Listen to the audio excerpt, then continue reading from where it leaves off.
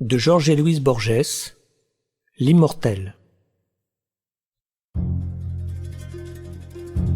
À Londres, au début de juin 1929, l'antiquaire Joseph Cartaphilus de Smyrne offrit à la princesse de Lucinge les 6 volumes, petits in quarto, de l'Iliade de Pope. La princesse les acheta. Ils échangèrent quelques mots.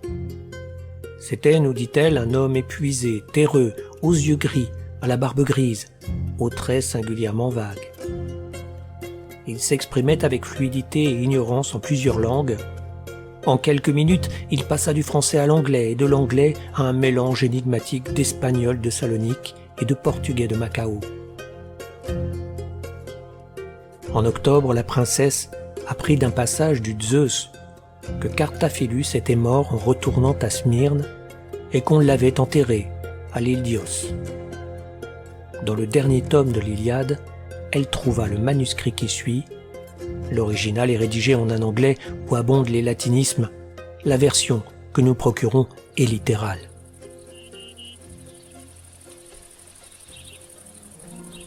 Autant que je me souviens, mes épreuves commencèrent dans un jardin de Thèbes et Catompilos, quand Dioclétien était empereur. J'avais servi sans gloire durant les récentes campagnes d'Égypte, tribun dans une légion en garnison à Bérénice, en face de la mer Rouge.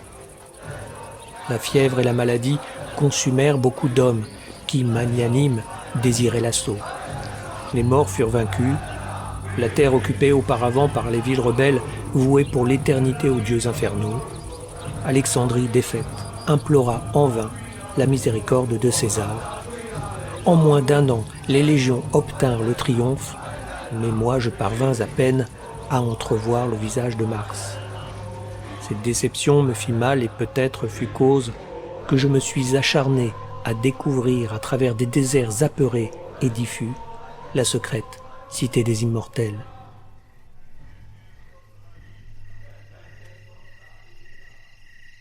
Mes épreuves commencèrent, je l'ai dit, en un jardin de Thèbes.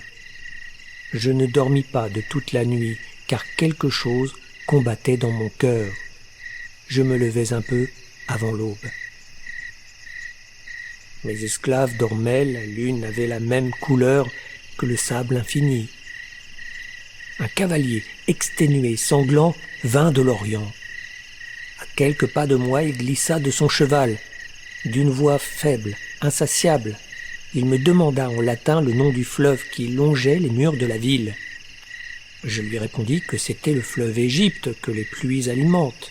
« C'est un autre fleuve que je cherche, » répliqua-t-il tristement, « le fleuve secret qui purifie les hommes de la mort. » Un sang noir coulait de sa poitrine. Il me dit que sa patrie était une montagne située de l'autre côté du Gange et qu'il courait le bruit que si quelqu'un allait jusqu'à l'extrême occident, où se termine le monde, il arriverait au fleuve dont les eaux donnent l'immortalité. Il ajouta que sur l'autre rive s'élève la cité des immortels, riche en avenues, en amphithéâtres et en temples. Il mourut avant l'aurore, mais je décidai de découvrir la ville et son fleuve. Interrogés par le bourreau, plusieurs prisonniers nous confirmèrent la relation du voyageur. Quelqu'un se souvint de la plaine Élysée à l'extrémité de la terre, où la vie des hommes est perdurable. Quelques autres des cimes où naît le Pactole, au bord duquel on vit un siècle. À Rome, je conversai avec des philosophes qui opinèrent qu'allonger la vie des hommes est allonger leur agonie et multiplier le nombre de leurs morts. J'ignore si je crus une fois la cité des immortels. Je pense qu'il me suffisait alors d'avoir à la chercher. Flavius, proconsul de Gétulie, m'accorda 200 soldats pour l'entreprise. Je recrutai aussi des mercenaires qui disaient connaître les routes et qui furent les premiers à déserter. Les faits ultérieurs ont déformé jusqu'à l'inextricable le souvenir de nos premières étapes. Partis d'Arsinoé, nous avons pénétré dans le désert embrasé. Nous avons traversé le pays des troglodytes, qui dévorent des serpents et manquent de l'usage de la parole. Celui des Garamantes, qui ont leurs femmes en commun et qui se nourrissent de la chair des lions, celui des Ogiles qui vénèrent seulement le Tartare. Nous avons fatigué d'autres déserts, où le sable est noir, où le voyageur doit usurper les heures de la nuit, car la ferveur du jour est intolérable. J'ai vu de loin la montagne qui donne son nom à l'océan. Sur ses pentes pousse le Forbe qui neutralise les poisons. Sur le faîte habitent les satyres, race d'hommes féroces et grossiers, portés à la luxure. Que ces régions barbares, où la terre engendre des monstres, puissent abriter une cité illustre, nous paraissait à tous inconcevable. Nous avons continué notre marche. Revenir sur nos pas eût été un opprobre. Quelques téméraires dormirent la face exposée à la lune, la fièvre les brûla. Dans l'eau corrompue des citernes, d'autres burent la folie et la mort. Alors commencèrent les désertions et bientôt les séditions. Pour les réprimer, je n'hésitai pas à recourir à la sévérité. J'agis loyalement. Cependant, un centurion m'avertit que les mutins, pour venger la mise en croix d'un des leurs, complotaient ma mort. Je m'enfuis du campement, avec le peu de soldats qui me restaient fidèles. Je les perdis dans le désert, parmi les tempêtes de sable et la vaste nuit. Une flèche crétoise me déchira. J'errais de longs jours sans trouver de l'eau, ou un seul jour immense, multiplié par le soleil, la soif et la crainte de la soif. J'abandonnais la direction aux caprices de ma monture. À l'aube, les lointains se hérissaient de pyramides et de tours. Insupportablement, je rêvais d'un labyrinthe net et exigu, avec au centre une amphore que mes yeux voyaient, mais les détours étaient si compliqués, si déroutants, que je savais que je mourrais avant de l'atteindre. Je réussis enfin à m'extraire de ce cauchemar. J'étais étendu, les mains attachées, dans une niche de pierre de forme allongée, pas plus grande qu'une tombe ordinaire, creusée superficiellement par la pente abrupte d'une montagne. Les parois étaient humides, plutôt polies par le temps que par l'industrie des hommes. Je sentis dans ma poitrine un battement douloureux. Je sentis que la soif me brûlait. Je me penchai et criai faiblement. Au pied de la montagne étalait sans bruit un ruisseau impur, ralenti par des éboulis et du sable. Sur la rive opposée resplendissait, au dernier ou au premier rayon du soleil, l'évidente cité des immortels. Je vis des murs, des arbres, des portiques, des places. Le support était un socle de pierre. Une centaine de niches irrégulières, analogues à la mienne, parsemaient la montagne et la vallée. Dans le sable, il y avait des puits peu profonds.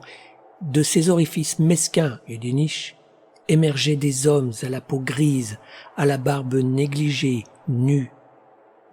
Je crus les identifier.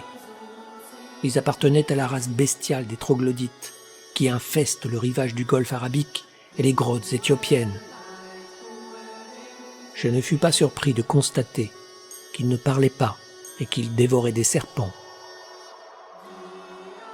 L'urgence de boire me rendit téméraire. Je réfléchis que je me trouvais à quelques 30 pieds du sable. Les yeux fermés, les mains liées derrière le dos, je me lançai en bas. Je plongeai ma tête ensanglantée dans l'eau sombre. Je bus comme s'abreuvent les animaux. Avant de me perdre de nouveau dans le rêve et les délires, inexplicablement, je répétais des mots grecs. Les riches Troyens de Zélie qui boivent l'eau noire de l'Ézep. J'ignore combien de jours et de nuits passèrent sur moi. Dolent, incapable de retrouver l'abri des cavernes, nu dans les sables ignorés, je laissais la lune et le soleil jouer avec mon misérable destin. Les troglodytes, dans leur barbarie infantile, ne m'aidèrent ni à survivre, ni à mourir. En vain, je les priais de me tuer.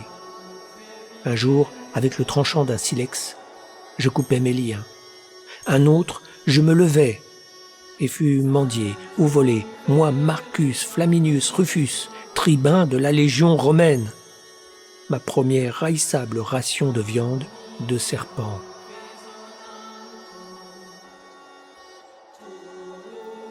L'envie de voir les immortels, de toucher la cité surhumaine, m'empêchait presque de dormir. Comme s'ils devinaient mon dessein, les troglodytes ne dormaient pas non plus. Au début, j'imaginais qu'ils me surveillaient. Ensuite que, tels des chiens, mon inquiétude les avait gagnés.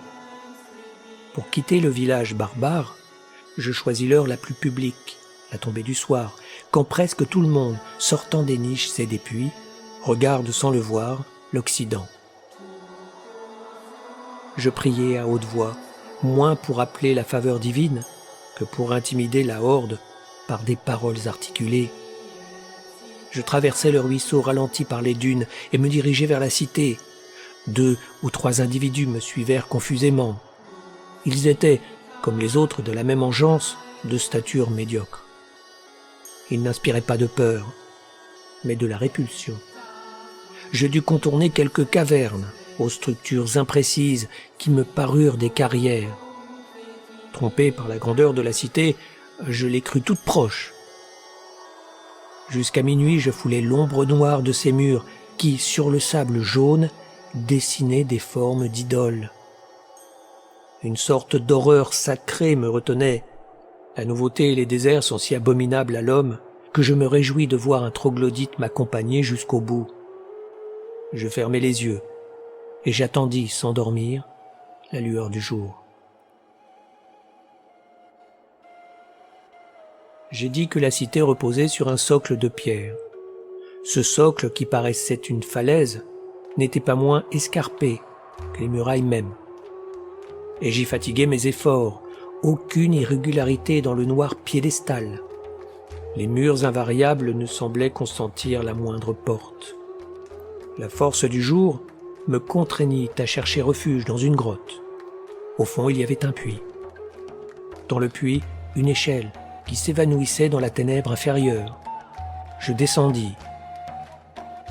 À travers un chaos de galeries sordides, j'arrivai à une vaste chambre circulaire presque invisible. Cette cave avait 9 portes. 8 introduisaient à un labyrinthe qui insidieusement ramenait à la même chambre. La 9e, grâce à un autre labyrinthe, donnait sur une seconde chambre circulaire identique à la première. La 9e, grâce à un autre labyrinthe, donnait sur une seconde chambre circulaire identique à la première. J'ignore le nombre total des chambres. Ma malchance et mon angoisse les multiplièrent. Le silence était hostile et presque parfait. Il n'y avait d'autre bruit dans ce réseau de pierres que celui d'un vent souterrain dont je ne découvris pas l'origine. Sans bruit se perdaient dans les grottes des filets d'eau fuligineuses. Avec horreur, je m'accoutumais à ce monde suspect. Il me paraissait impossible qu'il pût exister autre chose que des cryptes à 9 portes et de longs souterrains qui se ramifiaient. J'ignore le temps que j'ai passé à cheminer sous terre. Je sais qu'il m'est arrivé de confondre dans la même nostalgie l'atroce village des barbares et ma ville natale, avec ses grappes. Au fond d'un couloir, un mur imprévu me coupa le passage. Une lointaine clarté l'illuminait. Je levai mes yeux, attaqués. Dans le vertigineux au plus haut, je vis un cercle de ciel si bleu qu'il a pu me paraître pourpre.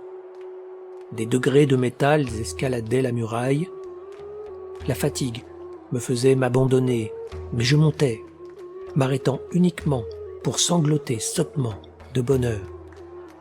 J'allais distinguant des chapiteaux et des frises, des frontons triangulaires et des voûtes, confuses magnificences de granit et de marbre. C'est de cette manière qu'il me fut accordé de monter de l'aveugle empire des noirs labyrinthes à la resplendissante cité. Je pris pied sur une sorte de place, ou plutôt dans une cour. Elle était entourée d'un seul édifice de forme irrégulière et de hauteur variable. Diverses coupoles et colonnes appartenaient à cette construction hétérogène. Avant toute autre caractéristique du monument invraisemblable, l'extrême antiquité de son architecture me frappa. Je compris qu'il était antérieur aux hommes, antérieur à la terre. Cette ostensible antiquité, bien qu'effrayante en un sens pour le regard, me parut convenable à l'ouvrage d'artisans immortels. Prudemment d'abord, puis avec indifférence, non sans désespoir à la fin, j'errai par les escaliers et les dallages de l'inextricable palais. Je vérifiai ensuite l'inconstance de la largeur et de la hauteur des marches. Je compris la singulière fatigue qu'elle me causait. Ce palais est l'œuvre des dieux, pensai-je d'abord. J'explorai les pièces inhabitées et corrigeai. Les dieux qui l'édifièrent sont morts. Je notai ses particularités et dis, les dieux qui l'édifièrent étaient fous. Je le dis, j'en suis certain, avec une incompréhensible réprobation qui était presque un remords, avec plus d'horreur intellectuelle que de peur sensible. À l'impression d'antiquité inouïe, d'autres s'ajoutèrent, celle de l'indéfinissable, celle de l'atroce, celle du complet non-sens. J'étais passé par un labyrinthe, mais la très nette cité des immortels me fit frémir d'épouvante et de dégoût. Un labyrinthe est une chose faite à dessein pour confondre les hommes. Son architecture, prodigue en symétrie, est orientée à cette intention. Dans les palais que j'explorais imparfaitement, l'architecture était privée d'intention. On n'y rencontrait que couloirs sans issue, hautes fenêtres inaccessibles, portes colossales donnant sur une cellule ou sur un puits, incroyables escaliers inversés, au degré et à la rampe tournés vers le bas. D'autres fixés dans le vide, à une paroi monumentale sans aboutir nulle part, s'achevaient, après 2 ou 3 paliers, dans la ténèbre supérieure des coupoles. Je ne sais si tous les exemples que je viens d'énumérer sont littéraux. Je sais que, durant de nombreuses années, ils peuplèrent mes cauchemars. Je ne peux pas décider si tel ou tel détail traduit la réalité, ou les formes qui éprouvèrent mes nuits. Cette ville, pensais-je, est si horrible que sa seule existence et permanence, même au cœur d'un désert inconnu, contamine le passé et l'avenir, et de quelque façon compromet les astres. Aussi longtemps qu'elle subsistera, personne au monde ne sera courageux ou heureux. Je ne veux pas la décrire. Un chaos de paroles disparates, un corps de tigre ou de taureau, où pullulèrent de façon monstrueuse, conjuguées et haïssant, des dents, des viscères et des têtes, pourrait à la rigueur en fournir des images approximatives. Je ne me souviens pas des étapes de mon retour à travers les hypogées humides et poussiéreux. Je sais seulement qu'au sortir du dernier labyrinthe, je demeurais en proie à la terreur de me voir encore une fois entouré par la funeste cité des immortels. Je ne me rappelle rien de plus. Cet oubli, aujourd'hui invincible, fut peut-être volontaire. Peut-être les circonstances de mon évasion furent-elles si pénibles que quelques jours non moins oubliés, je me jurai de les effacer de ma mémoire.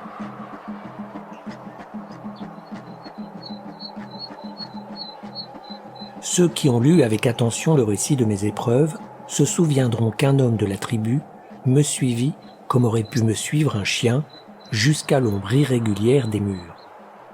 Quand je sortis du dernier souterrain, je le trouvai à l'entrée de la caverne. Il était couché sur le sable, où il traçait stupidement et effaçait une série de signes. Ils étaient comme des lettres des rêves, qu'on est sur le point de comprendre et qui brusquement se brouillent. Au début, je crus qu'il s'agissait d'une écriture barbare, puis je compris qu'il était absurde d'imaginer que des hommes qui n'étaient pas parvenus au langage fussent capables d'écriture. En outre, aucune des figures n'était identique à une autre, ce qui excluait ou éloignait l'hypothèse de leur symbolisme. L'homme les traçait, les regardait et les corrigeait. Tout à coup, comme si le jeu l'ennuyait, il les effaça, avec la paume et l'avant-bras. Il me considéra, ne parut pas me reconnaître, Sans doute le soulagement qui m'inondait était si grand, ou si grande et si horrible ma solitude, qu'il me vint à l'idée que ce troglodyte rudimentaire, qui du sol à la grotte levait les yeux sur moi, m'avait attendu. Le soleil chauffait la plaine. Quand nous revînmes, sous les premières étoiles, le sable était brûlant sous nos pieds.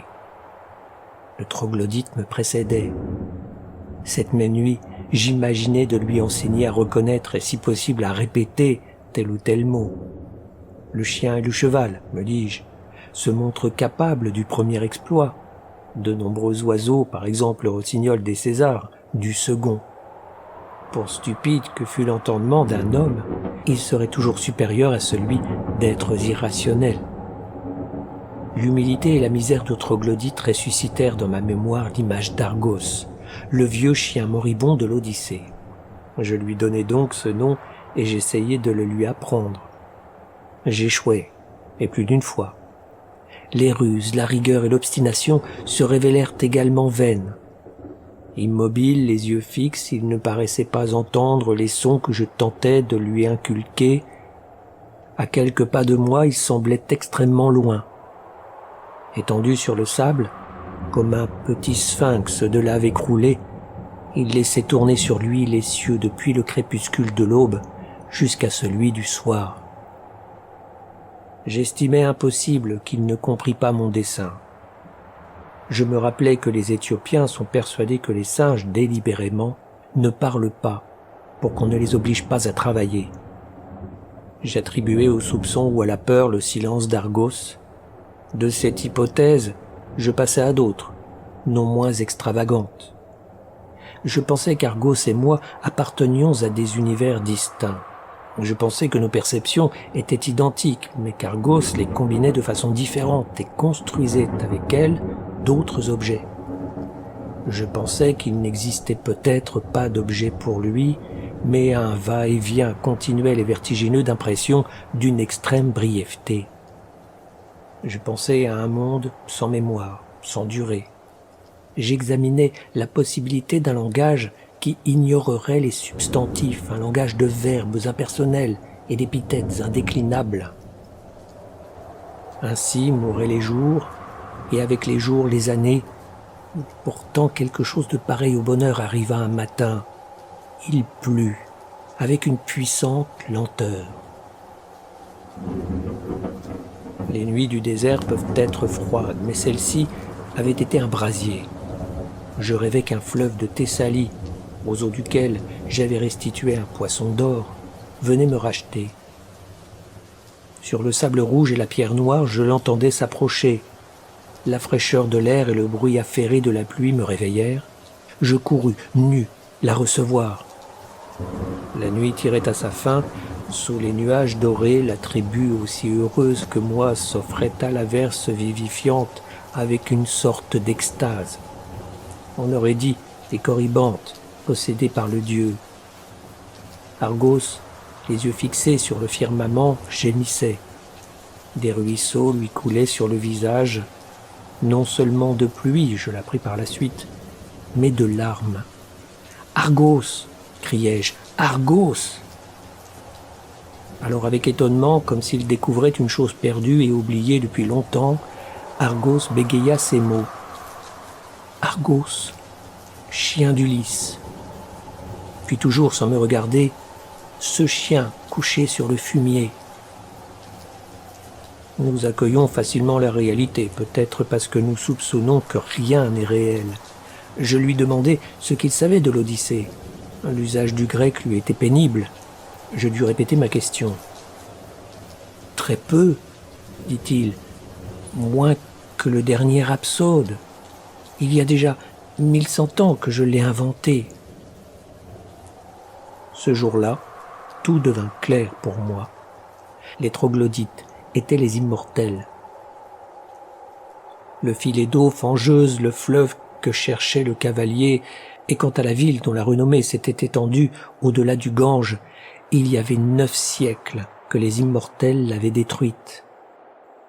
Avec les décombres, ils édifièrent au même endroit la cité extravagante que j'avais parcourue, sorte de parodie ou d'envers, et en même temps temple des dieux irrationnels qui gouvernent le monde et dont nous ne savons rien, sauf qu'ils ne ressemblent pas à l'homme. Cette fondation fut le dernier symbole auquel condescendirent les immortels. Il marque l'étape. Comprenant la vanité de toute entreprise, ils décidèrent de vivre dans la pensée, dans la pure spéculation. Ils élevèrent la construction, l'oublièrent et allèrent se terrer dans les crevasses. Absorbés, ils percevaient à peine le monde physique. Homère me racontait tout, me parlant comme à un enfant. Il me raconta aussi sa vieillesse et le dernier voyage qu'il entreprit, mu comme Ulysse, par l'idée d'arriver jusqu'aux hommes qui ne savent pas ce que c'est que la mer, qui ne mangent pas de viandes assaisonnées et qui ne soupçonnent pas ce que c'est qu'une rame. Il habita un siècle dans la cité des immortels. Quand on la détruisit, il conseilla d'édifier l'autre. Cela ne doit pas nous surprendre. On sait qu'après avoir chanté la guerre d'Ilion, il chanta la guerre des grenouilles et des rats, pareil à un dieu qui créerait d'abord le cosmos, puis le chaos. Être immortel est insignifiant. À part l'homme, il n'est rien qui ne le soit, puisque tout ignore la mort. Le divin, le terrible, l'incompréhensible, c'est de se savoir immortel. J'ai noté que malgré les religions, pareille conviction est extrêmement rare. Juifs, chrétiens, musulmans confessent l'immortalité, mais la vénération qu'ils portent au premier âge prouve qu'ils n'ont foi qu'en lui, puisqu'ils destinent tous les autres, en nombre infini, à le récompenser ou à le punir. J'estime plus raisonnable la roue de certaines religions de l'Inde. Dans cette roue qui n'a ni commencement ni fin, chaque vie est la conséquence d'une vie antérieure, et elle engendre la suivante, sans qu'aucune ne détermine l'ensemble. Exercée par un entraînement séculaire, la République des immortels était parvenue à une certaine perfection de tolérance et presque de dédain. Elle savait qu'en un temps infini, toute chose arrive à tout homme, puis ses vertus passées au futur, tout homme mérite toute bonté, mais également toute trahison par ses infamies du passé et de l'avenir. Ainsi, dans les jeux de hasard, les nombres pairs et impairs tentent à s'équilibrer. Ainsi s'annule l'astuce et la bêtise, et peut-être le grossier poème du Cid est-il le contrepoids exigé par une simple épithète des églogues ou par une maxime d'Héraclite. La pensée la plus fugace obéit à un dessein invisible qui peut couronner ou commencer une forme secrète. J'en connais qui faisaient le mal pour que le bien en résulte dans les siècles à venir, ou pour qu'il en soit résulté dans les siècles passés. À cette lumière, tous nos actes sont justes, mais ils sont aussi indifférents. Il n'y a pas de mérites moraux ou intellectuels. Homère composa l'Odyssée, aussitôt accordé un délai infini avec des circonstances et des changements infinis. L'impossible était de ne pas composer au moins une fois l'Odyssée. Personne n'est quelqu'un, un seul homme immortel est tous les hommes. Comme Corneille Agrippa, je suis Dieu, je suis héros, je suis philosophe, je suis démon et je suis monde, ce qui est une manière fatigante de dire que je ne suis pas. La notion de monde comme système de précise compensation eut une grande influence parmi les immortels. En premier lieu, il les rendit invulnérables à la pitié. J'ai mentionné les antiques carrières qui s'ouvraient dans la campagne sur l'autre rive. Un homme tomba dans la plus profonde.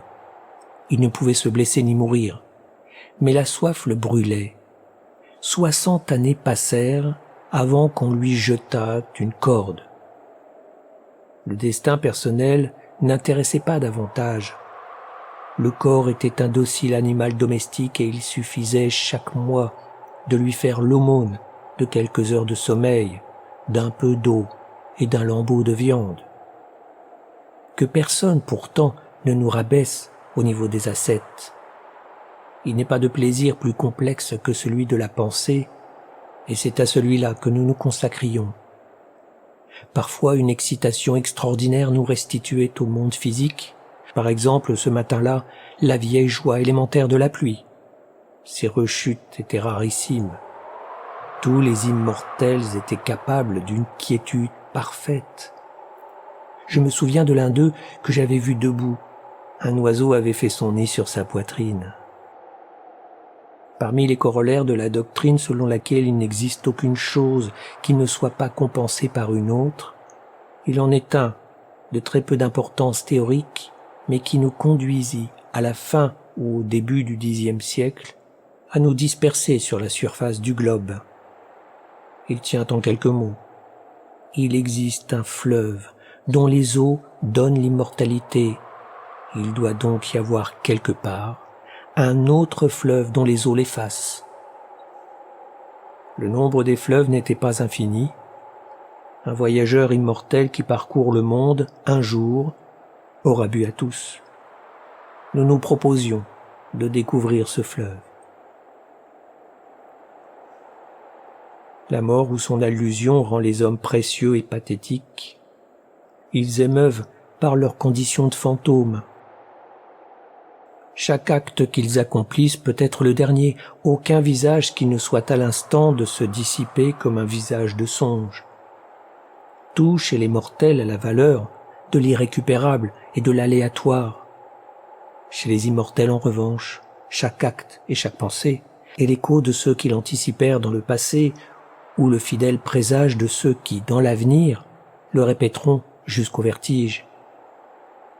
Rien qui n'apparaisse pas perdu entre d'infatigables miroirs, rien qui ne peut arriver une seule fois, rien n'est précieusement précaire. L'élégiaque, le grave, le cérémoniel ne compte pas pour les immortels. Homère et moi, nous sommes séparés aux portes de Tanger. Je crois que nous ne nous sommes pas dit adieu.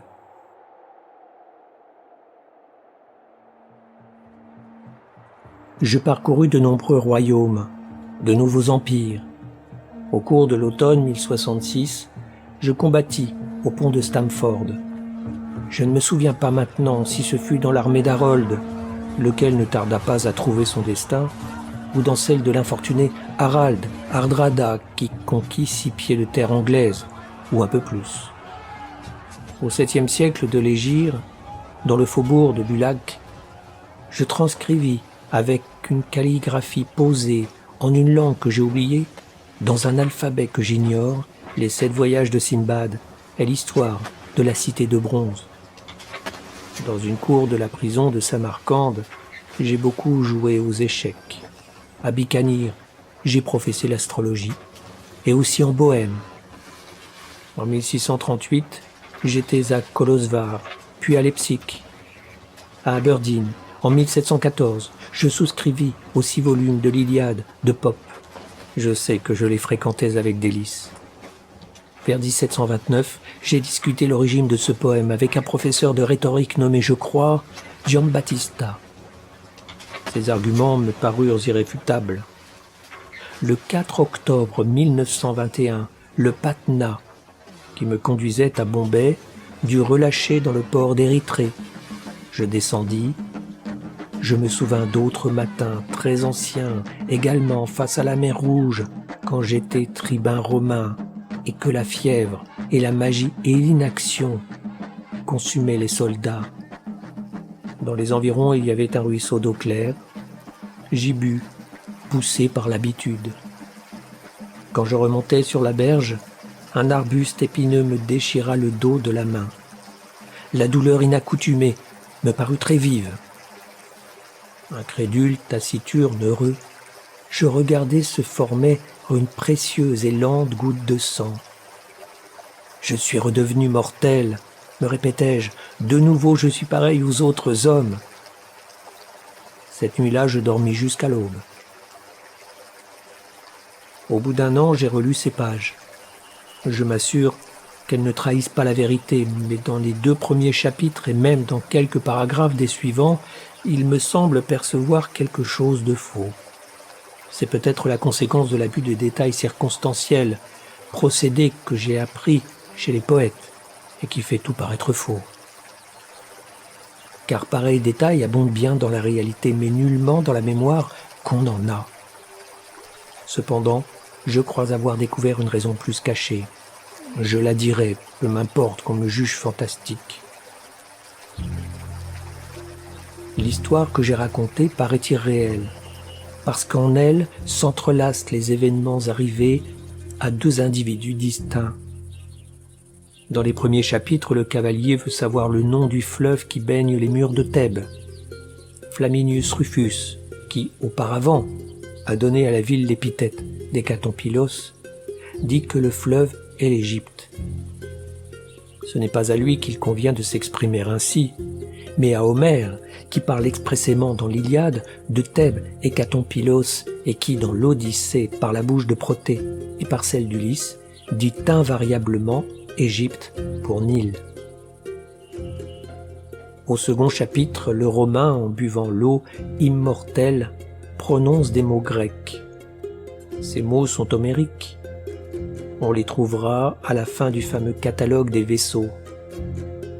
Ensuite, dans le vertigineux palais, il parle d'une réprobation qui était presque un remords.